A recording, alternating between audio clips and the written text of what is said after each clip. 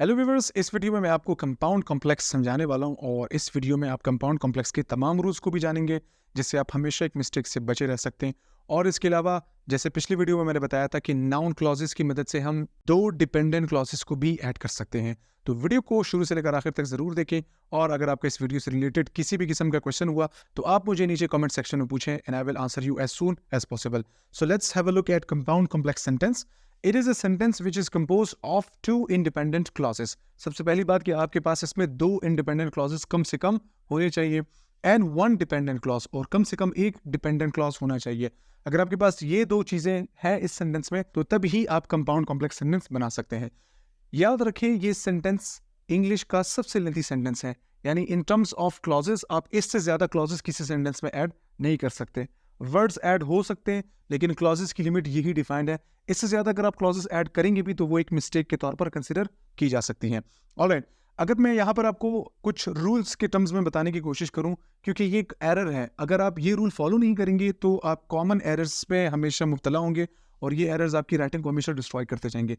Rule ये कहता है कि either two independent clauses in the beginning, यानी दोनों ही इंडिपेंडेंट क्लॉजेस को आपने क्या करना है, शुरू में रखना है ताकि कंपाउंड बन सके, क्योंकि ये कंपाउंड है और फिर उसके बाद कॉम्प्लेक्स है, राइट।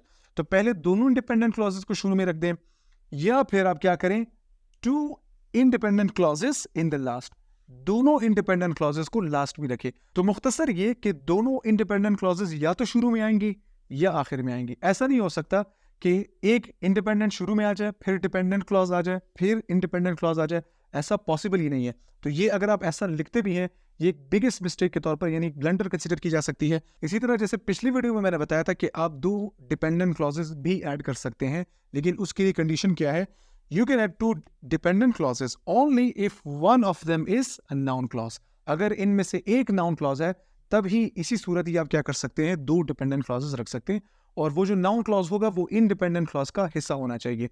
तो इस रूल को जहन में रखकर आप सेंटेंसेस बनाएं और मैं अभी आपको कुछ सेंटेंसेस बनाकर ये दोनों चीजें क्लियर करने की कोशिश भी करूंगा और आई होप कि आप इस तरह की मिस्टेक से अपने आप को बचा सकेंगे। Alright, so these are the two example जहां पर आपको कंपाउंड कॉम्प्लेक्स स्ट्रक्चर नजर आएगा।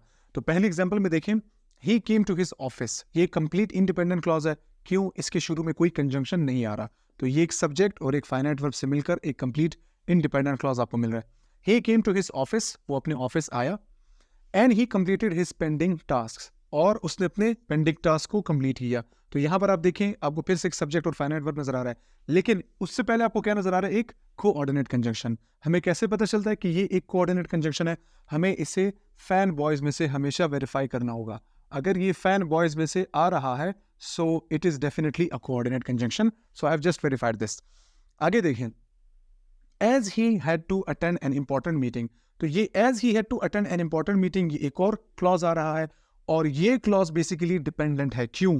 हमारे पास जो यहाँ का कंजंक्शन है वो सबऑर्डिनेट है, वो फैन बॉयज में से नहीं आ रहा। इट डेफिनेटली मीन्स कि ये एक डिपेंडेंट क्लॉज है। और अगर आप सिर्फ इसको रीड करेंगे जैसे कि उसे एक इंपॉर्टेंट मीटिंग को अटेंड करना था, तो आपको इसमें कभी भी कंप्लीट सेंस नहीं मिलेगा। सो अब यहाँ पर इसके ओवरऑल कंपोजिशन को देखते हैं। क्या मैंने दोनों इंडिपेंडेंट क्लॉजेस शुरू में रखी? यस, दोनों इंडिपेंडेंट क्लॉजेस शुरू में आ रही हैं और जो लास्ट आपको नजर आ रहा है ये हमारे पास वन डिपेंडेंट क्लॉज है।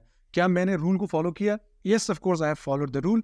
मैंने शुरू में ही दोनों इंडिपेंडेंट क्लॉजेस को रखा, उसके बाद एक डिपेंडेंट क्लॉज इजीली आ सकता है और ये कोई एरर नहीं होगा। अब इसके अलावा एक और एग्जांपल भी मैंने यहाँ पर लिखी हुई है। हम क्या कर सकते हैं, इंडिपेंडेंट क्लॉज की जगह डिपेंडेंट क्लॉज को भी शुरू में रख सकते हैं। अगर आप ऐसा करते हैं तो दोनों इंडिपेंडेंट क्लॉजेस आगे मूव कर जाएंगी। तो देखिए जरा यहाँ पे इफ ये कंजंक्शन है, उसके बाद आपको एक सब्जेक्ट और एक वर्ब नजर आ रहा है। क्या ये इफ फैन बॉयज में से आ रहा है? No, it's not coming from fan boys.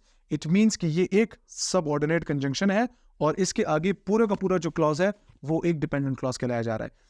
आगे देखें, you will get a handsome salary, क्या इसके शुरू में आपको कोई कंजंक्शन नजर आ रहा है? No, you don't have a conjunction. It means ये एक इंडिपेंडेंट क्लॉज है और यहां पर भी आपको एक सब्जेक्ट और एक फाइनाइट वर्ब मिल रहा है, you will get a handsome salary. और इसके बाद आप एक और कंजंक्शन देख रहे हैं जो कि कोऑर्डिनेट कंजंक्शन है। हमें कैसे पता चल रहा है? हम फिर से देख सकते हैं, फैन बॉयज का जो ए है वो एंड ही को रेफर करता है और एक सब्जेक्ट और एक आपको फाइनाइट वर्ब फिर से मिल रहा है। तो ओवरऑल यहां पर डिपेंडेंट क्लॉज शुरू में आ रहा है, दोनों इंडिपेंडेंट क्लॉजेस बाद में आ रहा है, तो इसे भी हम एक कंपाउंड कॉम्प्लेक्स सेंटेंस कह सकते हैं। अब मैं फॉर्मेशन आपको थोड़ा सा और क्लियर करता चलूं। देखिए जरा कॉम्प्लेक्स सेंटेंस कैसे बन रहा है। यहाँ पर शुरू का एक डिपेंडेंट क्लॉज और एक इंडिपेंडेंट क्लॉज, ये दोनों मिलकर कॉम्प्लेक्स सेंटेंस बना रहे हैं, राइट। यहाँ से कॉम्प्लेक्स है। फिर ये वाला जो इंडिपेंडेंट क्लॉज था और दूसरा जो इंडिपेंडेंट क्लॉज है, यानी ये और ये दोनों मिलकर कंपाउंड बना रहे हैं। तो ओवरऑल आपका जो स्ट्रक्चर है वो क्या बना, कंपाउंड कॉम्प्लेक्स सेंटेंस बन चुका है। ऊपर देखेंगे तो आपको शुरू के दो क्लॉजेस क्या नजर आ रहे होंगे, ये वाला क्लॉज और ये वाला क्लॉज, दोनों मिलकर कंपाउंड सेंटेंस बना रहे हैं, alright.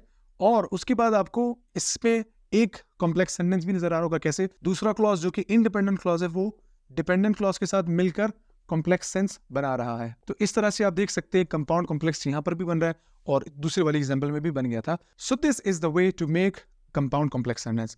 Now how you can add more than two dependent clauses only if one of them is a noun clause. So let's have an example for that as well. All right, here I have written two more examples which will have two dependent clauses in compound complex sentence. तो देखिए पहले मैंने आपको बताया था कि आपके पास ये कॉन्सेप्ट पहले से होना चाहिए कि noun can be used at the place of subject, object or even complement. अगर आप ये कॉन्सेप्ट जहन में लेकर आ रहे हैं तो आपको ये पता होगा कि किसी भी सब्जेक्ट की जगह पर अगर नाउन आ रहा है तो नाउन क्लॉज भी आ सकता है, किसी भी ऑब्जेक्ट या कॉम्प्लीमेंट वाले प्लेस पर अगर नाउन आ रहा है तो नाउन क्लॉज भी आ सकता है, because noun and noun clause is the same thing. Look at this example now, he loves visiting new places. ये कंप्लीट इंडिपेंडेंट क्लॉज है, शुरू में कोई कंजंक्शन नहीं है, this means it is an independent clause. और अगर आप इसको ट्रांसलेट भी करेंगे तो इसका सेंस कंप्लीट है, वो नई जगहों को विजिट करना पसंद करता है, दैट्स इट। आगे देखें, बट क्या ये फैन बॉयज में से आ रहा है, yes it is coming from these conjunctions. तो अगर ये इनमें से आ रहा है, यस ऑफ कोर्स ये जो बट है ये बी को ही रेफर कर रहे हैं यहाँ पर, तो ये भी एक इंडिपेंडेंट क्लॉज जनरेट करके देगा आगे। तो इसके आगे भी आपको एक इंडिपेंडेंट क्लॉज मिल रहा है, ही नेवर डस, ये इसका सब्जेक्ट और ये इसका वर्ब। नाउ ऑब्जेक्ट की जगह पर अगर आप फोकस करें तो आपको पूरा का पूरा एक और नाउन क्लॉज नजर आ रहा है, ही नेवर डस, वो कभी नहीं करता। क्या नहीं करता, लाइक व्हाट। सो व्हाट के करस्पॉन्डिंग ये आंसर बनेगा व्हाट ही लव्स। यहां पर फिर से मैं सेंटेंस को रिपीट करता हूं, he loves visiting new places but he never does what he loves, वो कभी वो नहीं करता जो उसे पसंद है। तो ये पूरा का पूरा एक नाउन क्लॉज का काम कर रहा है और आप देख सकते हैं कि इसका अपना एक सब्जेक्ट है और इसका अपना एक फाइनाइट वर्ब भी है। अब यहां पर आप एक स्ट्रक्चर देख सकते हो जो कि बन रहा है, ये क्या है, कंपाउंड सेंटेंसेस का स्ट्रक्चर। ये आपके पास कंपाउंड सेंटेंसेस का स्ट्रक्चर नजर आ रहा है। इसके आगे अगर आप देखेंगे तो आपको एक सबऑर्डिनेट कंजंक्शन नजर आ रहा है। तो सबऑर्डिनेट कंजंक्शन हमेशा डिपेंडेंट क्लॉजेस जनरेट करके देगा, बिकॉज ही लीक्स रिसोर्सेज। तो यहां पर आपको पता चल सकता है कि ये डिपेंडेंट क्लॉज और इससे पिछला इंडिपेंडेंट क्लॉज मिलकर कॉम्प्लेक्स सेंटेंस बना देंगे, this is going to make a complex sentence. और ऊपर दोनों इंडिपेंडेंट क्लॉजेस मिलकर आपको एक कंपाउंड सेंटेंस का सेंस दे रहे होंगे। तो ओवरऑल अगर आप देखें ये कंपाउंड कॉम्प्लेक्स सेंटेंस ही बना। दोनों इंडिपेंडेंट क्लॉजेस शुरू में आए, जिनमें से दूसरे वाले इंडिपेंडेंट क्लॉज का जो ऑब्जेक्ट था वो नाउन क्लॉज मैंने रखा है। दूसरी एग्जांपल में देखें, ये मैंने सेंटेंस लिखा हुआ है फिल इन द फॉर्म। ये एक इंपेरेटिव सेंटेंस है जो वर्ब से स्टार्ट होता है हमेशा, एंड अटैच। फॉर्म को फिल करें एंड अटैच। अटैच व्हाट, अगर आप इसके ऑब्जेक्ट को देखेंगे तो ये ऑब्जेक्ट में पूरा का पूरा आपको ये नजर आ रहा है एक noun clause. So attach what, क्या अटैच करें, whatsoever is required, ये अटैच करना होगा आपको। so this is going to function as object of the sentence। और अगर कोई पूरा का पूरा क्लॉज भी ऑब्जेक्ट के तौर पर काम कर रहा है तो आप उसे एक नाउन क्लॉज कंसीडर कर सकते हैं। आगे देखिए आपको फिर से एक कंजंक्शन मिल रहा है, ये फिर से कौन सा कंजंक्शन है, सबऑर्डिनेट कंजंक्शन है।